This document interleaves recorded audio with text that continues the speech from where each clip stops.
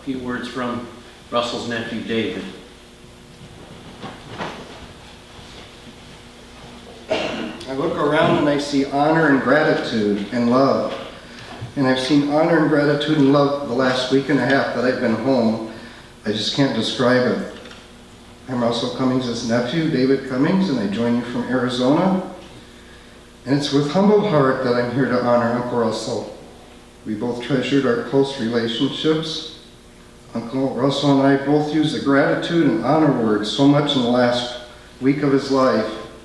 So you'll hear those words often from me this morning. It was great appreciation that I see you all here today. Honor and gratitude and love. Much has been discussed in the last week. Much took place before Uncle Russell went home. Just like other times, there's special thanks. And from the Cummings family, special thanks to many here. I see Team Russell when I look around the room. There's so many players and positions on a team. Thank you. Thank you from Uncle Russell and from the Cummings family. Tiffany and her exceptional staff at Parkview gave 100% even during very difficult transition days for Uncle Russell. Transitioning to new life arrangements was difficult for him. Uncle Russell told me over and over what a wonderful place he was, what a super staff, and how grateful he was for his time and wonderful care at the facilities at Parkview. And then again, so many did so much. There were hospital check-ins, discharges, visits, move, food, holidays, haircuts, prayers. So much in recent days, recent weeks, decades. Uncle Russell expressed in his last hours he never envisioned living this long. He told a couple of us, 86 years old, if I knew I was going to live this long, I would have taken better care of myself. But he kind of chuckled. I'm grateful for his long life, and I know you are too. To the church family, Uncle Russell loved you very much. Thank you, Pastor Mike and your boys, for the wonderful tribute. We're grateful for your presence this morning. What an awesome job. I tried to call Uncle Russell 2 to 3 times a week, never on a certain day, and I always knew when you guys sang. I'd hear when you sang every Sunday, but when it was special when you all came, and so I know he'd be very honored.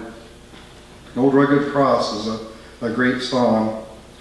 Uncle Russell was a pillar in the First Baptist Church for around 60 years, and he believed getting there on time. And I knew this and was reminded of this last year because I didn't get there with him almost an hour early. I think we were 58 minutes early. And we did end up laughing about that much, much later. He enjoyed the fellowship, the music, the teaching, but probably about now, he'd be clearing his throat and looking at his watch. Right? Uncle Russell's last hours were filled with communication, and he was grateful so much. Grateful for so much. Gratitude and honor and love. Gratitude and honor. Look around the room. Gratitude and honor. So many wonderful things were timed just right. He said perfect. And I agree, including wonderful things that happened with long Army friend Tom, who showed up his last full day of his life, and they had a wonderful, wonderful visit. Tom Woodruff and family came. Uncle Russell was so pleased, talking about their dedication, their honor and gratitude in Army days. You might remember at Uncle Russell's 80th birthday, Tom and I sang Happy Birthday backwards. There's a key I've heard a lot about from a German bar where I think a dozen or so German gals held Tom and Uncle Russell hostage, or something like that. I've never heard the whole story, but I often wished I had a polygraph machine with me. I think the key unlocked the door where they were held hostage, or something like that. But the key rests with Uncle Russell right now. I think I want to hear the rest of that story sometime, Tom. I'm going to share some words from Tom, who's here with us. He shared about his 2 years of close relationship with Uncle Russell in the military. He said Uncle Russell conducted himself at all times in a way that made him very special. And to keep this Uncle Russell, like I'm going to interject, that made him very special, Uncle Russell, if he was sitting with us, would likely say out loud, "Yeah, I'm special, all right." Tom went on to say, Russell was a loyal friend. We were honored 62 years ago with him being best man in our wedding. I met Tom about 15 years ago, and I figured he must be a pretty good guy. He married a Cummings, right, Tom? I think you're just looking at your watch right now, aren't you? I'm moving right along. Uncle Russell was a big part of my family and my life. We spent always Sundays pretty much together. You won't be surprised that when he came in, he usually said, "What are we eating, dead chicken?" Often another visit or event took place, and after my dad's passing, Uncle Russell and my mom became very close. They came to Colorado together sometimes for months. He liked all my friends, and they knew him as Uncle Dad. He thought that was a pretty cool title. Words from my niece, Janice Moore Cummings, my sister, who can't be here today, said, "Growing up with Uncle Russell was pretty awesome, with many Sunday get-togethers at our house and going to see family like our great Aunt Emma, great Uncle Fred, Kenny, and Julia. Uncle Russell would take me into town just to hang out, and there was one memory that really stood out to her. They went fishing sometimes, and they went fishing down by the Bergman Park, and she saw a limb that overhung the water. And she said she was going out there, and Uncle Russell said he didn't think that was a good idea. My sister said about 10 minutes later, splash, she went into the water, and she said all Uncle Russell would do is grab his chin and tilt his head. I think we saw that expression quite a bit. So many sayings and so many jokes fill our heads, don't they? One of his responses in his last days was a traditional one. Ask if he was in pain, ask if he was hurting. And I heard the same thing I heard many, many times before. My head doesn't hurt ever since I lost my mind. Uncle Russell did give us at least a couple scares. In 1968, we had lunch with him in Oline. We headed back home, and on the way to Fairbank, a storm came up. Terrible tornado.